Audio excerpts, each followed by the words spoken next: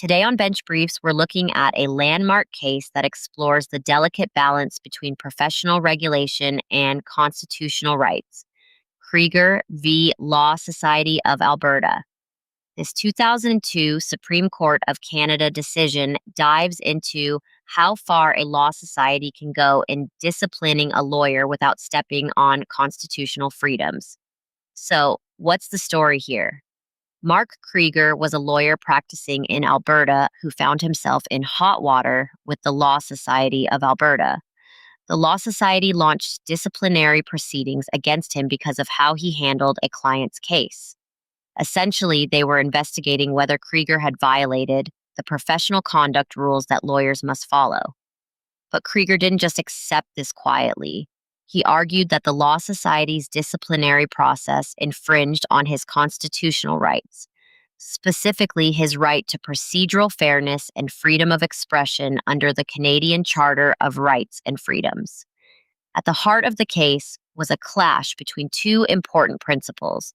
On one side, you have the Law Society, tasked with regulating lawyers to protect the public and maintain confidence in the legal profession.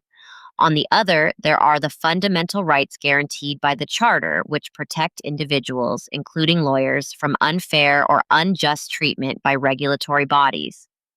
Krieger's challenge forced the courts to consider whether the Law Society's disciplinary process was fair and whether it unlawfully limited his freedom to express himself.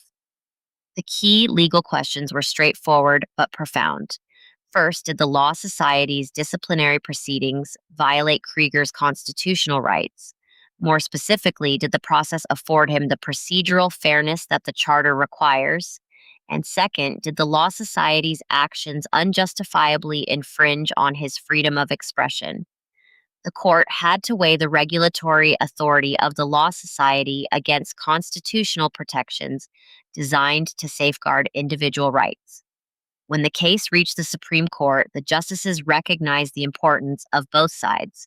They acknowledged that law societies have a crucial role in regulating lawyers to uphold high standards and protect the public. However, they also emphasized that this regulatory power isn't unlimited. It must be exercised in a way that respects constitutional rights. The court ultimately held that the Law Society's disciplinary proceedings did not infringe Krieger's constitutional rights.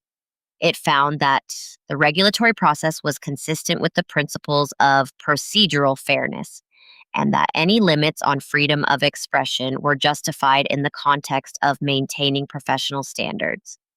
In other words, while lawyers do have charter rights, those rights can be reasonably limited when it comes to preserving the integrity of the legal profession and ensuring that lawyers act ethically. Why does this case matter beyond the specifics of Krieger's situation? It's a critical reminder of how professional regulatory bodies operate within the framework of constitutional law. The decision clarifies that regulatory bodies, like law societies, must respect constitutional rights, but they also have the authority to discipline members to protect the public interest. This case sets an important precedent for how courts balance individual rights against the collective need for professional accountability. Krieger v. Law Society of Alberta highlights that constitutional protections are not just abstract ideals. They actively shape how professional regulation works in practice.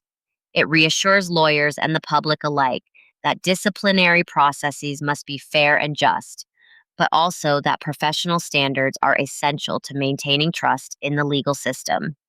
Thanks for listening to this episode of Bench Briefs.